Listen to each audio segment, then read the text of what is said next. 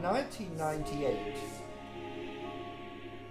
I was invited down to Sherborne Abbey, where Lady Digby, she ran this festival, the Dorset Summer Music. She said, "We're going to do your Benedictus. Would you come down? Would you like to come down and hear it?" So I went down there, and they had the Bournemouth Symphony Orchestra and the choir of Winchester Cathedral, and they did a performance of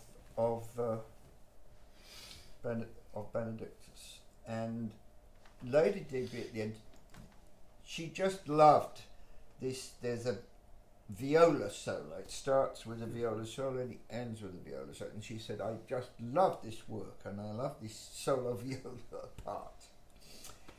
And she said, and we talked there after the concert, and she said, "Why is it, there is this work, Benedictus, this is just for a man. It's about this monk entering into a monastery." And she said, "Couldn't you write a similar work about a woman?"